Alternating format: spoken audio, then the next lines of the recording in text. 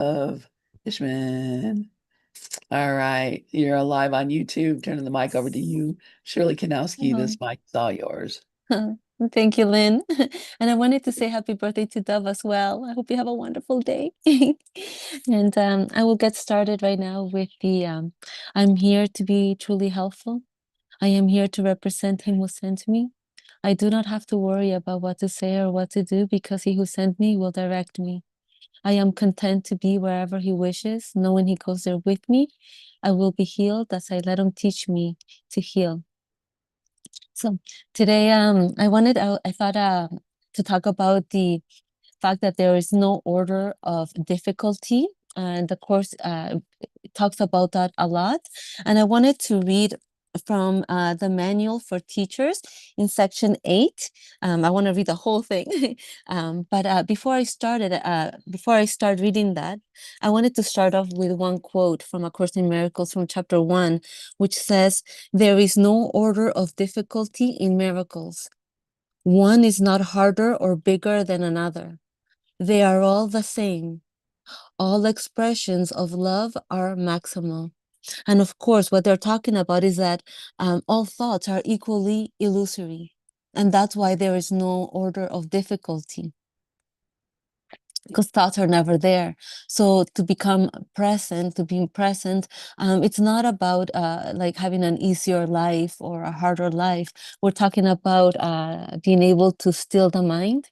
And all of us, the ego, all of the characters have a problem with presence because we're just constantly being distracted by our thoughts. And that I wanted to just start off with that quote from A Course in Miracles, that there is no order of difficulties in miracles. One is not harder or bigger than another. And that's going to be the basis for the manual for teachers in section 8, and it's titled, "How Can Perception of Order of Difficulties Be Avoided?" And before I start reading this and start talking about this, just if you guys have any questions at all, or Lynn, if you wanted to jump in at any moment, feel free to interrupt me, and I'll just jump back into in the lesson. But yeah, just feel free to just, if something doesn't make sense, or it's not understood properly, just let me know, and I'll be happy to address that. So having said that, I will start. So how can perception of order of difficulties be avoided? And it starts off, "The belief in order of difficulties is the basis for the world's perception." Now, the world's perception is the dual perception, right? The perception of differences, of levels and hierarchies. It's not real, but that is the world's perception. So it rests on differences, as opposed to sameness, equality.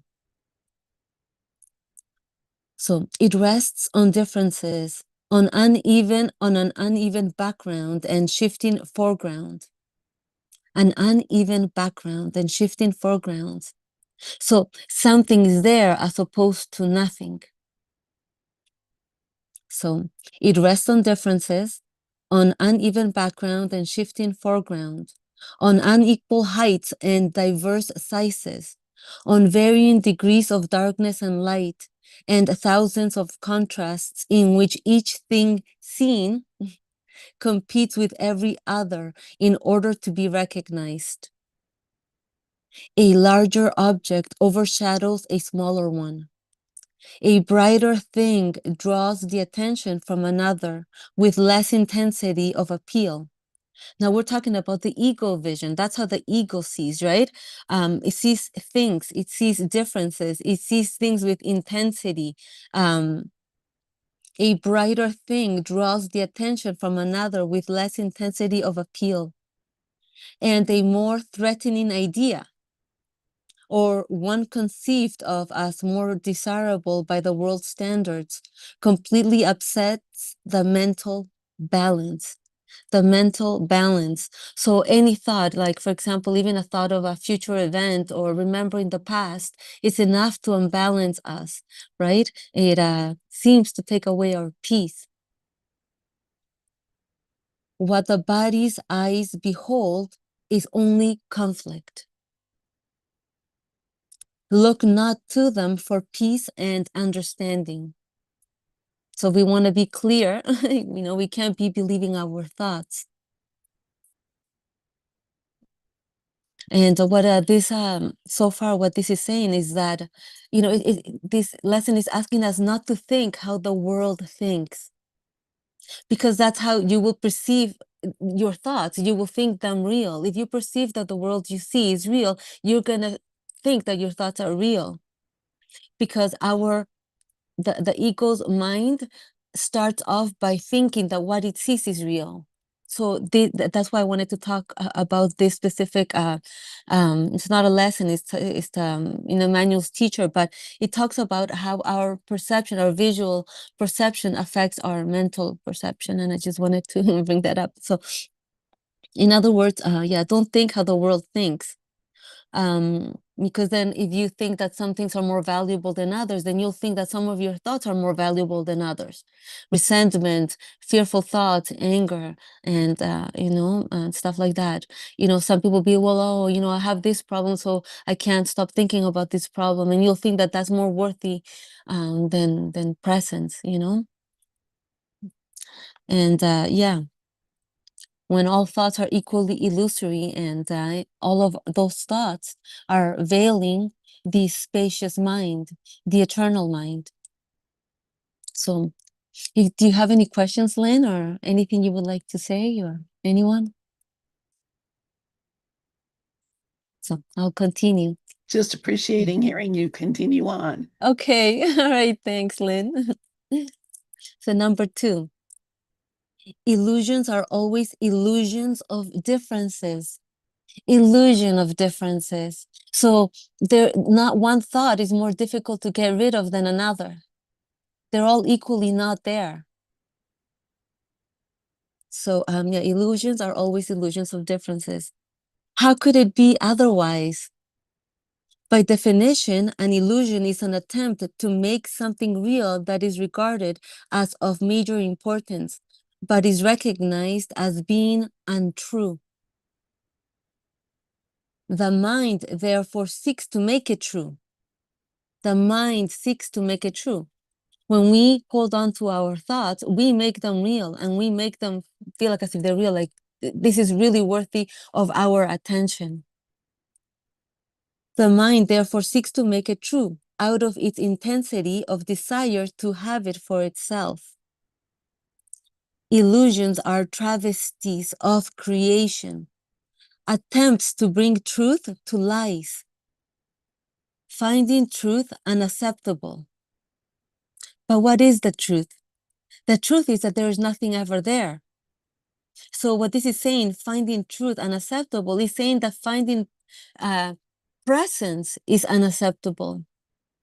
The ego thinks that there's something there, something worth engaging with, and does not value presence, does not value nothingness.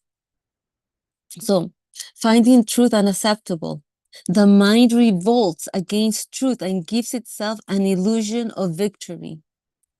Finding health a burden. In other words, finding presence to be a burden. It retreats into feverish dreams.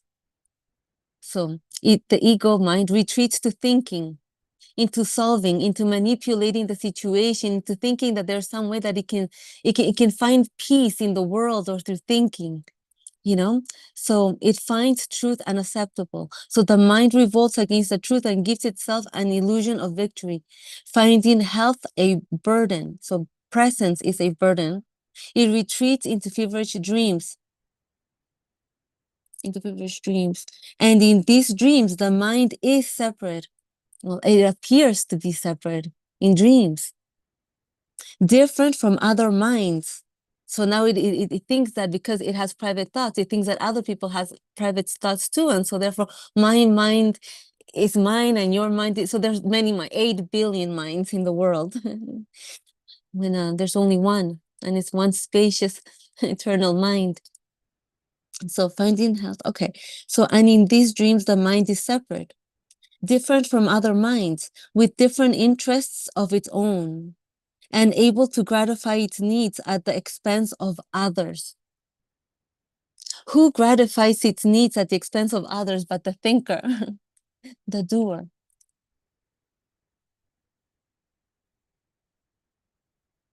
Should I continue? All right. So, where do all these differences come from? Certainly, they seem to be in the world outside. So it appears to be outside. Appearances appear. So there seems to be something there, just as much as it appears to be that there's something here too. Yet it is surely the mind that judges what the eyes behold. See, we see and then we think. We see and then right away we judge. So, yet it is surely the mind that judges what the eyes behold. So that's the ego vision, right? Form, appearances, solidity, levels, differences. This is how the ego sees. It doesn't see sameness. Yeah. So it is the mind that interprets the eye's messages and gives them meaning. All meaning comes from the ego mind, from believing that there's something there, some interpretation worthy of your time. And this meaning does not exist in the world outside at all. Meaning doesn't exist at all. Meaning is for the characters. What is seen as reality is simply what the mind prefers. And the ego prefers its interpretations. Its hierarchies of values is projected outward and it sends the body's eyes to find it. The body's eyes will never see except through differences. And that's the difference between the ego's vision and Christ's vision, because Christ sees itself in all. And when I see it sees itself, it sees that there's nothing, formlessness, spaciousness. Yet it is not the messages they bring on which perception rests. Reality is perceptionless. There's no perception in truth. Perception is of the ego. So the body's eyes will never see except through differences. Yet it is not the messages they bring on which perception rests. Only the mind evaluates their message. And so only the mind is responsible for seeing. It alone decides whether what is seen is real or illusory, desirable or undesirable, pleasurable or painful. So we give meaning to everything we see just as much as we give meaning to our thoughts. So it is in the sorting out and categorizing activities of the mind, the activity of the mind, that errors in perception enter. We think how we see, in fragments, in separation. So, and it is here where correction must be made at the level of the mind. So the correction is not outside in the world. The correction has to be here within. So, and it is here where correction must be made. So in the level of the mind. The mind classifies what the body's eyes bring to it according to its preconceived values, judging where each sense datum fits best. What basis could be faultier than this? Preconceived values are of the ego, what we have been brought up with, our education, our culture, even our race. Everyone's definition of reality is different to each character. So how could we rely on differences, on something so inconsistent? Truth is consistent throughout. So what basis could be faultier than this? Unrecognized by itself, it has itself asked to be given what will fit into these categories. And having done so, it concludes that the categories must be true. The differences must be true. On this, the judgment of all differences rests, because it is on this that judgments of the world depend. Can this confused and senseless reasoning be depended on for anything? No, because reasoning is of the ego mind, the one that judges, the one that evaluates, the one that thinks it knows. And yeah. So number 5, there can be no order of difficulty in healing, merely because all sickness is illusion. Yes, all sickness is illusion. All thoughts are illusion. It is harder to dispel. No, is it harder to dispel the belief of the insane in a larger hallucination as opposed to a smaller one? They're all equally illusory. Will he agree more quickly to the unreality of a louder voice he hears than to that of a softer one? Will he dismiss more easily a whispered demand to kill than a shout? So, see, there's no difference. To shout, to kill, they're all equally ego mind. They're all equally illusory. And do not the number of pitchforks the devils he sees carrying affect their credibility in his perception? His mind has categorized them all as real. And so they are all real to him. The loud ones, the soft voice, even our good thoughts, even though some thoughts are good, like we're thinking about love, we're still thinking, when he realizes they're all illusions, they will disappear. And how do they disappear? By being present. And so it is with healing. The properties of illusions which seem to make them different are really irrelevant. Differences are irrelevant, for their properties are as illusory as they are, because thoughts are never there. Number 6, the body's eyes will continue to see differences, but the mind that has let itself be healed will no longer acknowledge them. They will no longer entertain those thoughts. There will be those who seem to be sicker than others, and the body's eyes will report their changed appearance as before. But the healed mind will put them all in one category. They are all unreal. This is the gift of its teacher, the understanding that only 2 categories are meaningful in sorting out the messages the mind receives from what appears to be the outside world. And of these 2, but one is real. Yeah, the eternal mind, the spacious mind, an empty mind, presence. Just as reality is wholly real, apart from size and shape and time and place, for differences cannot exist within it. How could there be differences in nothingness?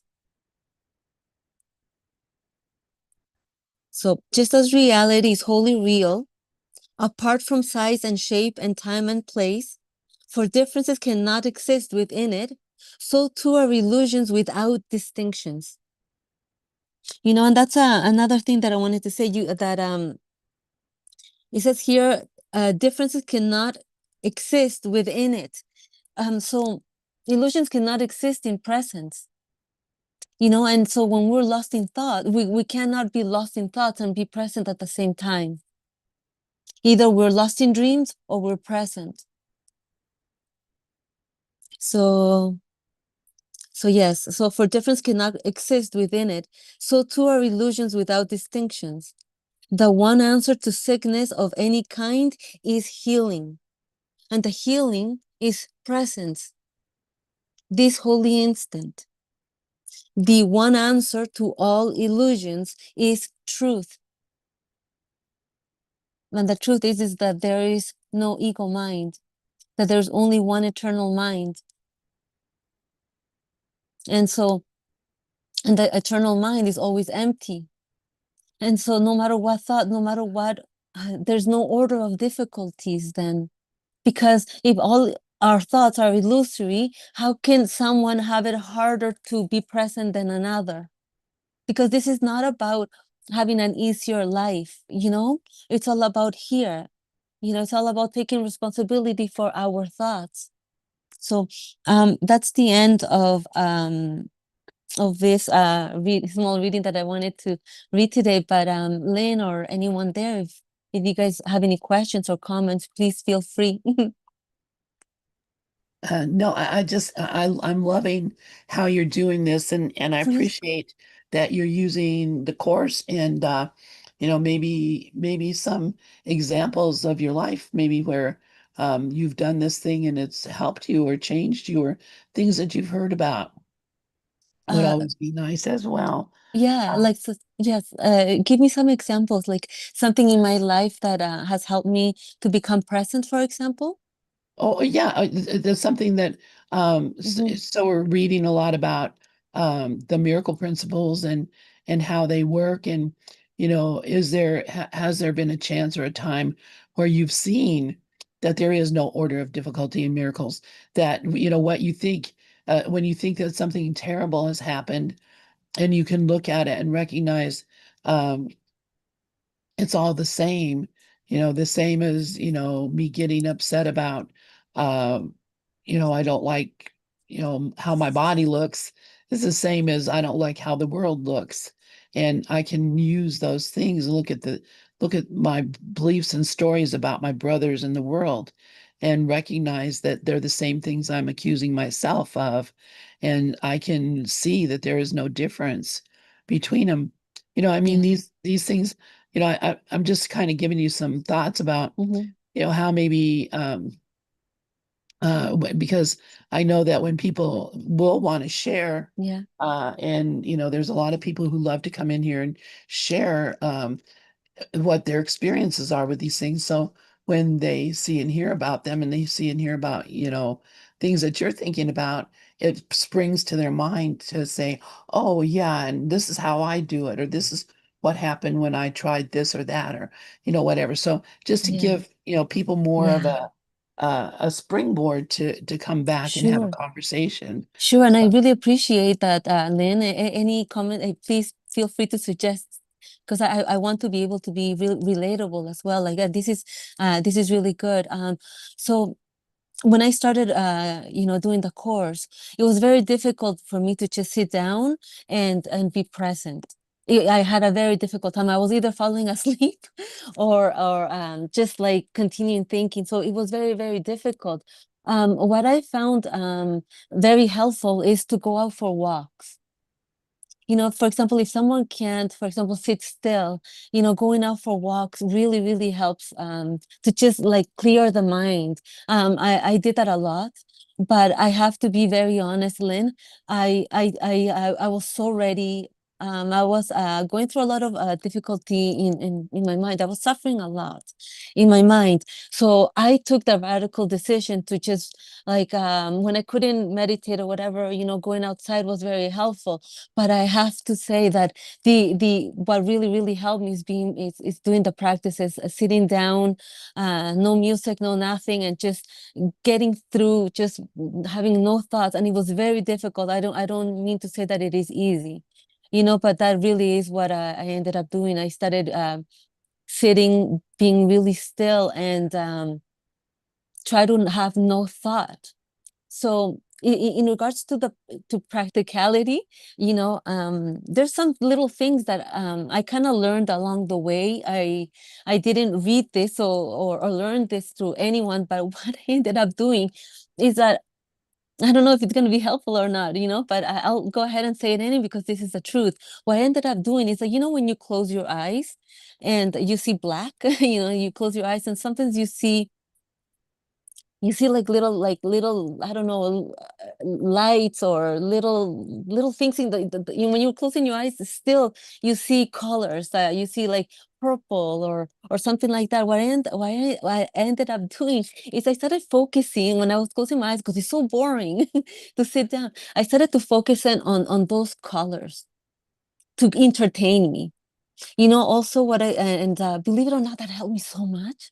I don't know if that will help anyone, but that really, really helped me a lot because it's very boring to sit down and not think. So I started entertaining myself with what I would see with my eyes closed and just breathe through that and just maintain myself. And I don't know if that helps anyone, but also what I found very helpful is to also close my eyes and then listen to the sounds around me. So if there were birds singing, if there was someone cutting their lawn, if there was, I don't know, music or anything like that going on, I would just close my eyes and just focus on what I was listening to and just honestly breathing. I cannot emphasize enough. I didn't learn this through anyone. I really developed this on my own, and that's why I'm sharing it. But breathing through my nose, just closing your eyes and just breathing and just concentrating and honestly like getting over that initial hump.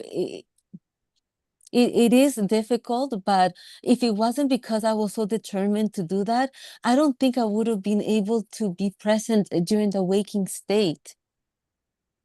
And That's I'd be, beautiful. oh, thank you. Yeah. Yeah, no, Okay, and great. those are exactly those kind of things, Hmm. you talk about when you would get, really tangled up or caught up, you would go out Yes. for a walk.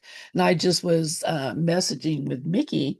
Mickey is doing a thing where she's reading for the month of May because there's 31 days. She's reading a chapter a day of A Uh-huh. Course in Miracles, a chapter. Can you imagine that? To read a whole chapter in one day. It's a lot. And it's taking, maybe 3, 4 hours to do that. But when she's done, she's like just so hyped up or whatever. She goes out for a walk. She gets out and goes for a walk just to go and quiet the mind. So Yes. these ways, and I love the, looking at the little colors dancing when you close your eyes, just to give the ego something to pay attention to so that it can stop trying to The run you. thoughts. Yeah, stop the thoughts. So, those are beautiful. Yeah. Uh, And breathing through it. I found that all simultaneously I was doing that, you know? and breathing through it. Yeah. And that's what Dove is saying.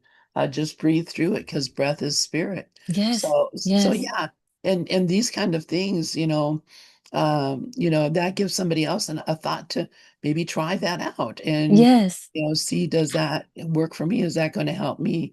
Um, so yeah, and I appreciate, you're so willing to come in here and I look at, there's people in the room that could be saying something or writing something in the chat or whatever. And I'm thinking, why isn't somebody else saying something? But I think, that's up to them and their Holy Spirit to tell them what to do. My Holy Spirit said, let Shirley know she's doing a great Oh, job thank you, Lynn. and that and then this is and as you were speaking too, I was thinking, because right before you came on we were listening to Keith Kavanaugh, and here's a guy who's a teacher, and he basically spends an hour and a half looking at the course, reading and talking, looking at the course, reading and talking. And there's, later on he has some interaction with people. um, but that's a lot different than most of our groups that we have here in Gather. There are some people who just come and read something and that's it. Or but for the most part, our groups, people come and we talk about, this is what I think about that, and there's Yeah, what, I I like that. understand this and that. So it Yeah. depends on what kind of a teaching you want to do. If you want to do one where you're given a presentation, uh, reading and speaking, that's a great thing. But if you want people to join in as well, that's a great thing too. And Yeah, I think if people get the idea more that you want them to join in, I do. that's what you want, which I Yes, I believe do. it is, then yeah, they will put up their hands or say something. So, Yeah. but you're doing a great job right now. So Thank you, I Lynn. so appreciate it. Oh, thank you so much. And as you were talking, I had another thought in regards to being practical, and I remember, I think last week, I think it was Deb who mentioned something that her mind is very restless. And when I got off the meet, I'm like, oh, why didn't I mention this? So I wanted to also mention that if you cannot quiet the mind, because I know it is difficult, another good thing that you can do is also be, and I did say that to do something that you love, like going out for a walk, listening to music, dancing, anything like that brings you to presence because it brings you joy, right? But also, what I didn't mention is that it's very good to practice gratitude. If by any chance you cannot, and it's just like, I can't do this meditation stuff, it's very good to just maybe start by noticing and voicing out the things that you are grateful for. For example, to sit down and be like, okay, I'm grateful today, I had food, I have a roof over my head, I'm in good health, or maybe not perfect health, but I'm healthy in this way, or maybe I have a good family, have a good support system, or I have a job, I can pay my bills. There's so many things to be grateful for. The taste of food, comedy, I don't know, entertainment. There's so many things to be grateful for. And if you cannot be present, maybe what you could do is just, sit down and just, be, what are you grateful for? And just, let that joy come in. Yes, like, oh, I'm so grateful for this, for that. And I did that too. Before I started doing meditation, actually, before I started doing the course, I was already practicing gratitude. And I think that that was a very good beginning for me, to just notice what is present right now in my life that I could be grateful for. Was like the beginning step for me, like the foundation somehow for me to be able to, okay, now that I've established what I am grateful for, now, for what is present in my life, now I can notice what is present right now, and that is an empty mind. So I think it's maybe worth mentioning that, yeah, gratitude it's a good practice too, as an Yeah, alternate. But absolutely. I agree with you completely. And it's something that we do every day. If Rafi was here, he'd be telling you all about it. Because that's something that he practices. And I think yeah, we all practice it to some yeah. extent. Um, but what what I found, in A Course in Miracles, it talks about you can only have something if you recognize you have it, and you can only really recognize that you have it if you're grateful for it. Oh my gosh. So you don't have it unless you're actually grateful for it. Exactly. Yes, you said So it yeah, so right. That's right. Yes. Yeah. That's exactly it. Yeah. so yeah, and there Deb has her hand up. Sure. Thanks, you guys. And thank you, Shirley, for coming. No, And, yes. and egoic thought is like, what do people want by sharing this? And I can't answer for anyone else, but the sharing of it is the truth of our being. And coming together, like we're all teachers of God when we recognize, I want to say, what God is, what we are, the truth of being. And there's been so many times in my life where on this spiritual path, or whatever you want to call it, this journey, that I would reject for various reasons. I would reject what someone was saying. Like I know better, egoic Mm, thinking. I mean, yeah. I know it's all ego now. And when I spoke up last week about, like, I'm experiencing body sensations and stuff that is like almost overwhelming at this stage of the journey. And you said, oh, I've been like that too, whether it's mind wandering, whether it's, and the, so coming in with others and hearing about their healing helps to accept it in myself. And each stage that I break through is um, the presence, the truth, God is always, always here, always known by the one.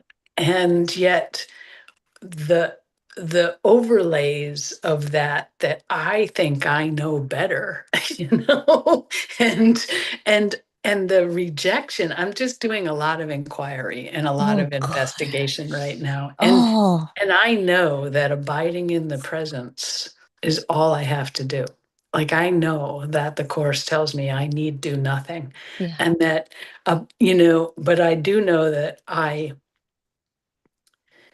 the ego mind resisted that presence. It constantly, as soon as I get quiet, strums up a problem. And, I did learn meditation a long time ago, and it was so interesting to me. I did a lot of what you said. I focused on what I was seeing behind closed eyes. Mhm. And I have to say that in some settings, it was like palaces, like northern light type colors and Yeah. images, and I don't know where those came from. Mhm. I don't try to analyze.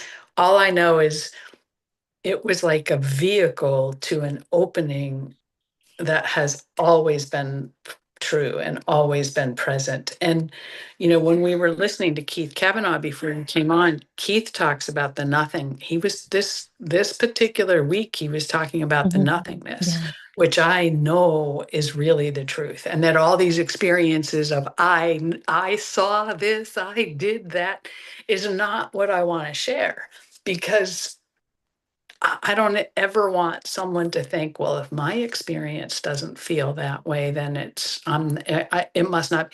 Because I've heard so many people say, I can't meditate. I Mhm. can't. And it's like, the truth is, you do in some form or another. Yeah. There is a time and a place Yeah. that you lost track of time. You lost track of yourself That's right. and were in a place that was so divine and exquisite. All of a sudden, 5 hours went by. Mhm. No And time. that is the way we want to go. Yes. And the only thing that stops us is the mind Yes. chattering away, telling us there's something better or different than Yes. what already exists. And so, when and it was so interesting to me when I first started to meditate, like when I got really quiet, tears would stream without emotion. Like there was not pain or suffering, but it was just like Oh, floodgates. And really? Oh, and yeah. I still drop back into this painful place, like where I think I should be a woman at the Wailing Wall. Just, just, and yet, until I accept that within myself, and it's almost like the true self breaking through. I don't know. I don't know. See, this is why I'm here, is because Yeah. I don't know what Good. these layers of ego are, that coming home to the self, coming home to the truth, that we can be in that presence, as you call it, all the time, Oh, 100% of the yeah. time. Yeah. And then life really does become like a garden path. It becomes easier. It's, because I've experienced it. And Right. then, and I still can't understand why, like one thought 48 hours later, I'm suffering again. Like, and a lot of it's because because I deny the light, because I deny the presence by getting too concerned about what the thought is. And, when I first started recognizing this and I was trying to tell other people, which Yeah. I really don't try to do that anymore. I want to carry it with me wherever I go and be it. I want to be it all the time, whatever we're Mhm. talking about. Mhm. The truth of myself. Um, I I would say to people, the mind can't go there. And I've gotten a little confused because the course talks about the mind of God, which I believe we are in some way. Yes. And so, and to me, that precedes our being on this planet. Like Of that, course. that precedes the egoic dream Yeah. that the Son of God forgot to laugh. Yeah. And that's the presence that I recognize. But so how to articulate what's happening in the mind, but the mind isn't what's doing, like, do you know what I like? You can hear my confusion a little bit, but the mind can't go to this resonant place.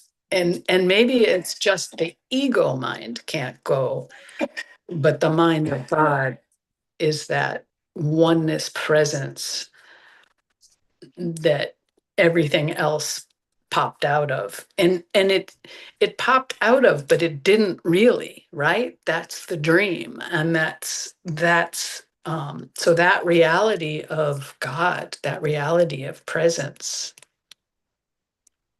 But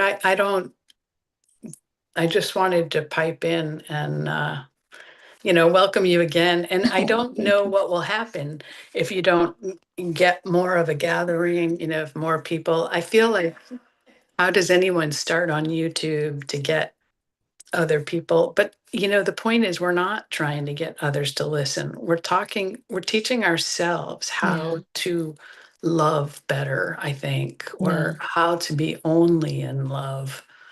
And Yeah. and I'm not sure about all that. Yesterday I saw a friend that I haven't seen in a really long time, and I just made, it was awkward, and I said something about because I was in recovery groups with her, and she's still very, very active, going into the jails and trying to help people get sober, Mm. and it's a beautiful, beautiful Oh, practice, and she's a minister, and she's, really, and I was like, I just kind of woke up and realized that I actually didn't have to stop drinking. God loves us no matter what. and absolutely. and she was like, "Yeah, you're right." And I was like, I felt like I was giving the wrong message. And she said, "Well, yeah, as long as you're happy." And I walked away going, I don't know that. I mean, I know that happiness is the joy of God, but Yes. I don't know that I have to be happy, because Joan of Arc heard God and she wasn't happy. Like, I feel like we can be warriors and still Mhm. be hearing the voice of God and still be in the presence. I Yes. could be wrong, but I don't know. Presence is joy. To Yeah, be present is joy. And see, that's the thing that the ego mind imagines, that joy is this something like that you've never experienced before, but you have, because like you said before, we're all experiencing joy. For example, when you hug your kids, or your pet, or you go for a walk, when you see something beautiful, we've all have experiences of yeah, presence. And it's not a state of like, I don't know. It's not how the ego imagines, because the ego imagines this state to be something that it isn't. Joy right. is presence, and it's very ordinary. It's very, very, like, you've Common. experienced it. You've experienced it many times throughout your life. Yeah, And so, but the ego mind and its thoughts distract us from it. So it's like at some point, and you have to take it easy for yourself, like be good to yourself, because if you hold a thought, right, for too long, you're making yourself suffer that way. yeah, At some point you have to value presence more than that thought, and I know it doesn't come easy, but you mentioned something that I wanted to bring back again, which is like a couple of minutes ago. But you said something, that you do a lot of self-inquiry, and this goes in right into what Lynn said. Talk about something practical. And thank you for that, because you brought this. And yes, so I don't know if you've heard of Ramana Maharshi. yeah, I yeah, learned this from Ramana Maharshi. And when I was doing the lessons, because I did the lessons last year and I put them all on YouTube. So last year I was really, really busy. And in going through the lessons, I don't remember which lesson it was, but I had no idea, and that Course in Miracles was talking about self-inquiry, and it's the same thing as Ramana Maharshi.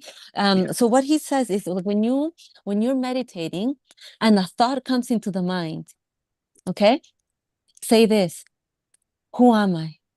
yeah, Who am I?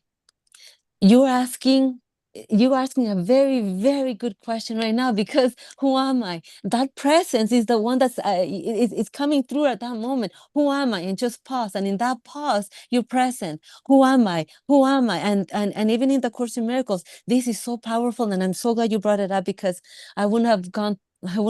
I didn't want to go through this meeting without saying that. I'm so glad. Thank you to you. Self-inquiry.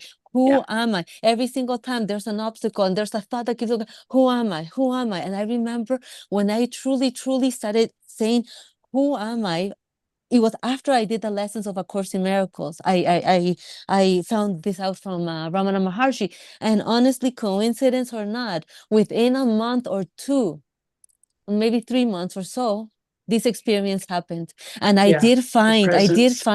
yes, self-inquiry. Please look it up, Ramana Maharshi, self-inquiry, because honestly, I was like, oh my God, I did become a little bit more, it's almost like presence is answering at that moment when you're asking, because you're really asking that question. And God is the one that's listening to your question, right? Because God is the one looking through your eyes. God is the only one that is here anyway. So God is the one that's giving you the answer. So when you say, who am I? Who am I? With so much devotion, you're going to get your answer. That's why you cannot fail.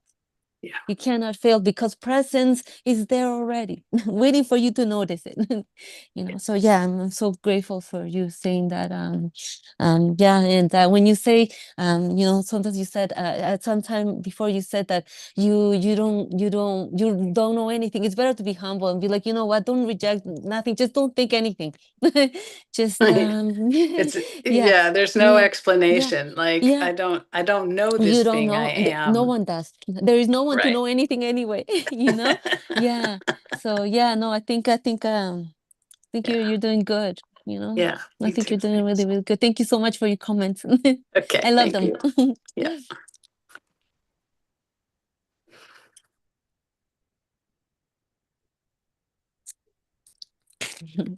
You know, I also, before I started the meet, what time is it? I don't even know what time. Oh, I still have 15 minutes. Okay. I wrote down a few quotes from A Course in Miracles in regards to the subject of today, which is there's no order of difficulties in miracles. So I'll just maybe continue reading some of them here. So it says here in, I think, chapter 2, whatever lies you may believe are of no concern to the miracle, which can heal any of them with equal ease. It makes no distinctions among misperceptions. Its sole concern is to distinguish between truth on the one hand and error on the other. Some miracles may seem to be of greater magnitude than others, but remember the first principle in this course. There is no order of difficulty in miracles. In reality, you are perfectly unaffected by all expressions of lack of love. You are perfectly unaffected. So we're talking about not the ego you, because the ego you doesn't exist. Presence is unaffected by all expressions of lack of love. And here's another one. And this is from chapter 4.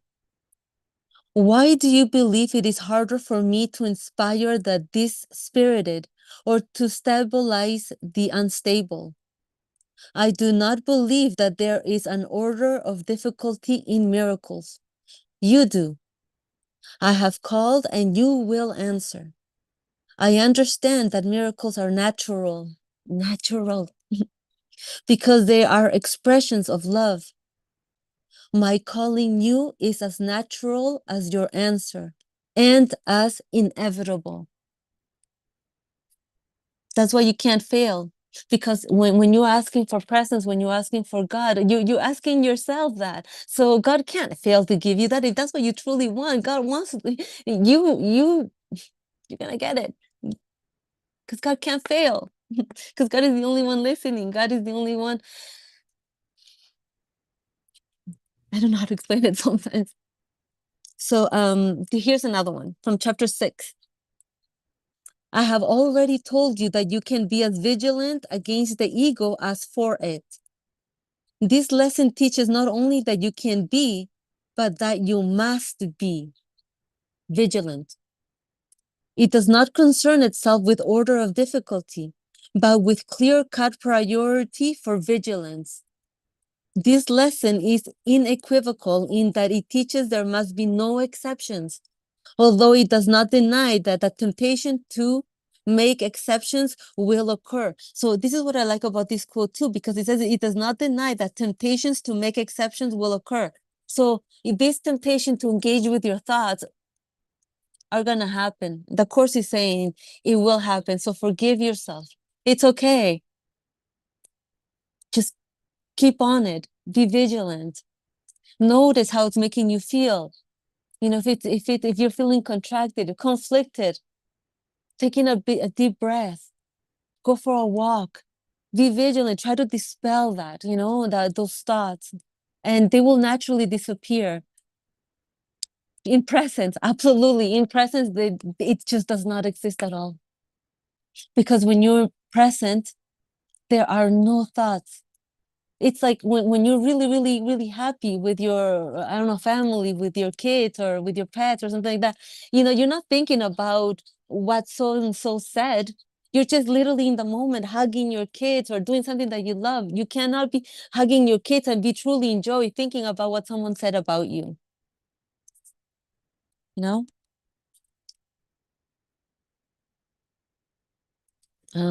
What time is it? Okay, 10 minutes. So here's another quote from chapter 22. Healing and atonement are not related. They are identical. Healing and atonement are identical because we're talking about presence. There is no order of difficulty in miracles because there are no degrees of atonement. It is the one complete concept possible in this world because it is the source of a wholly unified perception. And the unified perception is perceptionless because perception is of the ego. The unified perception that the Course is talking about here is talking about the perceptionless perception of what is. And what is doesn't have a point of reference to claim it be my perception. So it's a perceptionless perception.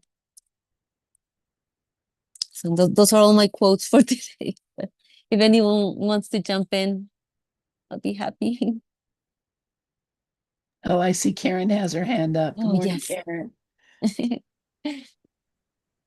Hi, Shirley. Hi, everybody. Oh, hi, Karen. Hi. I love your teaching. Oh, thank you. Thank you so I much. was very busy today. I just got in. I was out all day, and I got to listen to just a little bit of you and Deb interacting. And I appreciate, first of all, I appreciate you mentioning the first miracle principle, which, you know, that is everything. That first miracle principle.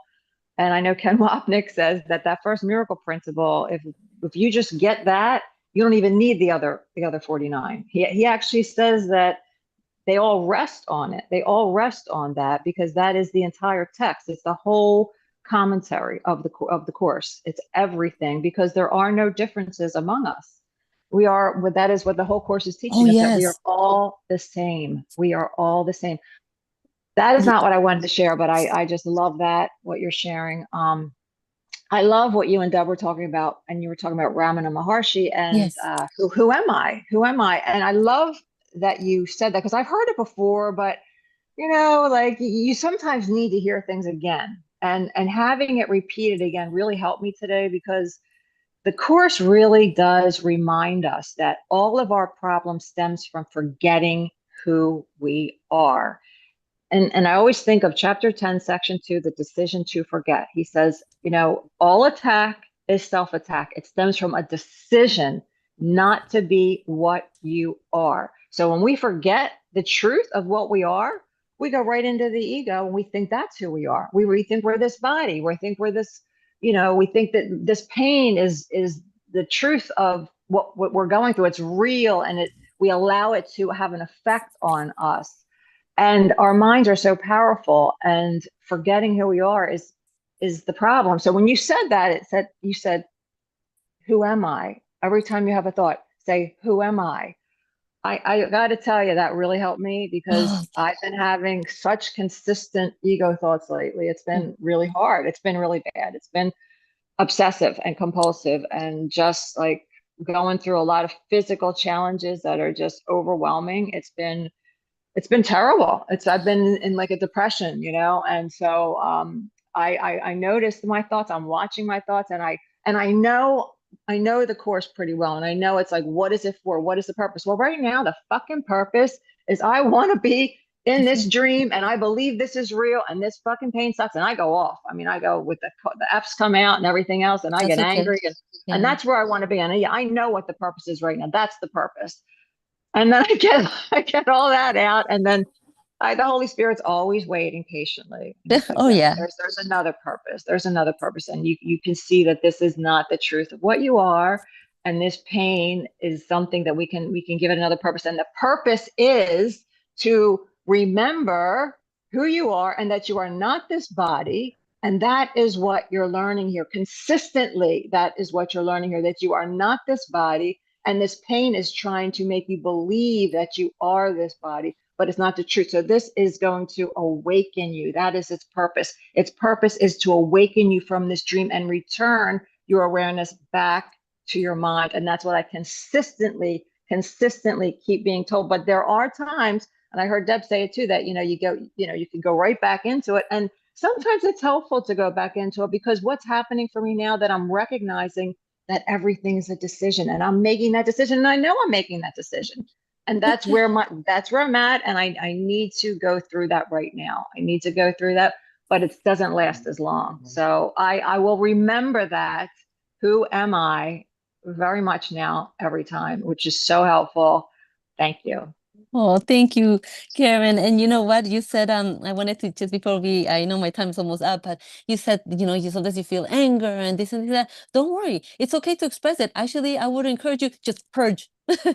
Just purge it out. And once you've expressed, oh, I don't like this, why that, oh, my life, that, and then once you're done, maybe if you cry or whatever, and then you just release it. I find that that's very important. I think I wouldn't want anyone to think that you just have to swallow your feelings. I didn't do that. Sometimes, sometimes you need to express that frustration. You have to release it. So, I just want to say, don't worry about that. And also, I wanted to also tell you that sometimes our suffering and our depression and anxieties and stuff is the driving force that makes you want to be present. Sometimes it's just calling your attention, like be present, be present, be present. And I know it sucks in the moment. It really sucks. But it is driving you for presence. It's almost like it's bugging you, like, hey, pay attention. I'm here, So, I think you're on the right track. So I just wanted to say that. Thank you, Karen, for your comments, and all of you for your comments.